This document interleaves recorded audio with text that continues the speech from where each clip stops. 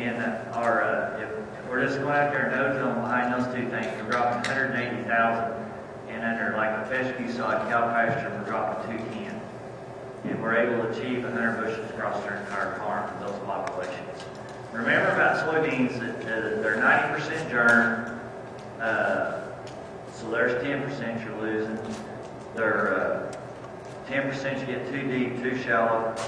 10% just don't come up because they're soybeans, so whatever you're dropping out there, you're going to get about 70% standing. So I know I didn't really answer your question, but I think it's so environmentally driven, depending on the year. How much sugar per acre do you add to your phosphorus? Whether we're putting that on top of our stocks, we're probably putting on, it depends on what it is, half a gallon acre. Like if he's going to use corn syrup out of an ethanol plant, you put a half a gallon acre. Whatever you can basically get through your sprayer, because all you're doing with the sugar is charging your microbes up. The reason you're putting nitrogen out there is for the food source. So, what's your population or your seed size you're dropping for soys? On soybeans, our seed size on soybeans, I like to get the biggest seed I can get, so I prefer 2,000. And they're pretty well going to get me 2,000 if I ask for 2,000, because there's not too many people volunteering wanting this great big seed. But if I ask for it, they're going to try to get it to me. So I like 2,000 seeds per pound. And my question was on headline, your timing on corn. Okay, timing on corn on headline. The most important leaf on a corn plant is the tassel leaf, the flag leaf, because it's the most upper leaf taken in the most photosynthesis, just like wheat. So there's no reason under the sun to ever put headline fungicide on prior to the tassel totally emerging, because you're not going to protect that number one leaf. The second most important leaf is the ear leaf, and it's, you're going to get some of the fungicide down there, but the most important one you're wanting to protect is the flag leaf, the most upper top leaf taken in the most photosynthesis. So I was in Illinois at Farm Progress, 3 years ago, when we had all the beer can ears up there, and nobody even heard about this yet. I mean, I knew it before BSF did, but I got to Farm Progress and I was doing some talks, and I got bombarded in my talks with this. We put this fungicide on and hurt your crop. It's like, they can't. It's impossible. Well, come to find out what it was, what they were doing, and I figured it out within 2 or 3 hours, because I went to ask them questions.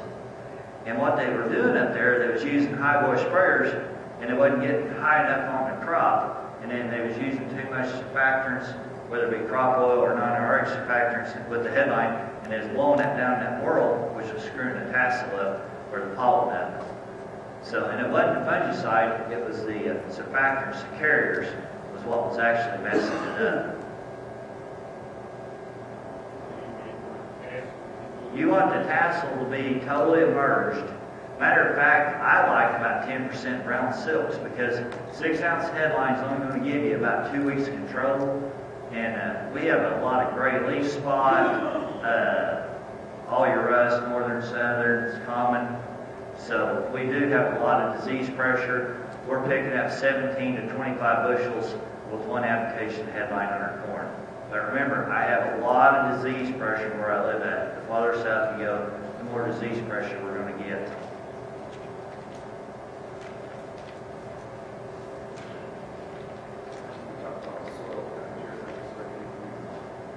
What's my soil temperatures on our soybeans when we're planting? Well, we can start planting soybeans the 1st of April, like April 1 or 2. And,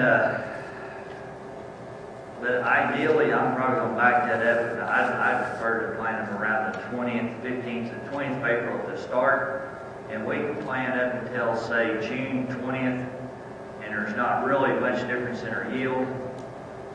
Once we get past June 20th, we're basically going to lose a quarter bushel a day up until July 4th. Past July 4th, we're going to lose a bushel a day every day, and we'll plant up until the 22nd, 24th of July. Now, sometimes that bites us a little bit because we can't get a frost. Typically, we're going to get a frost around Halloween, and then the worst thing is we warm right back up, and we go back in the 70s, and we don't get cold until Thanksgiving. Now this year we didn't freeze until Thanksgiving. So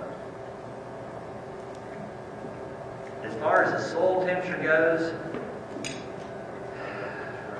it's probably a lot bigger struggle for you, because if we wait until the end of April to plant our soybeans, our soil temperature, or end of April, our soil temperature is going to be about 60s, well, probably 65 degrees.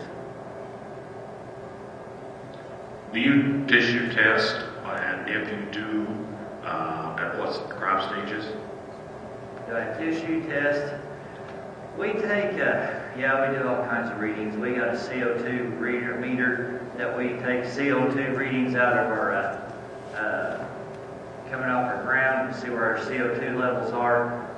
And we go to adjacent farms that might not necessarily have poultry manure or something out there to see if we have elevated it. And what I found on my particular farm is we're about 20% higher than non-manure farms. And we do some tissue sampling. We're probably looking more for hormones effects, because we do apply some hormones, and we want to see if we're affecting our hormone levels. As far as the nutrients, we're testing for nutrients, but for the most part, we're usually not deficient too bad on anything. So, as far as the water, how are you managing that? Surface supply, you incorporate anything? our manure, the way we apply our manure on our no-till, we're about 80% no-till. So we go in there in the fall of the year, we're going to apply that. You know, of course, it's no-till, so we can leave it alone.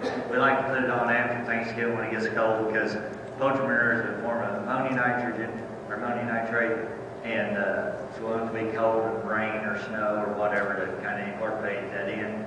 On our conventional ground, we like to work it in immediately. You don't have the disc rippers out there running right behind the truck spreading. When do we plant corn? Last year we started the 18th of March. The year before we started the 15th. The year before that we started the 5th. That 5th didn't work out too well for us. The corn came up within 7 days. And then we got an all-time record cold in April for the entire month. And it happened about the 15th. We replanted, I think, 3,000 acres.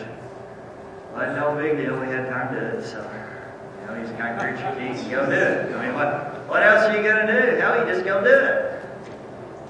But, so, the year before that, we started the 12th. So, we kind of got bit that one year, but it didn't matter on what we replanted. I mean, if we planted it and it had germinated or anything, the ground froze 2 inches deep solid. And if it was germinated, it killed it. The only good thing I can say about it, all that corn we had to replant, we didn't have to work it or anything, because it was 100% killed. So that was the one good thing about it.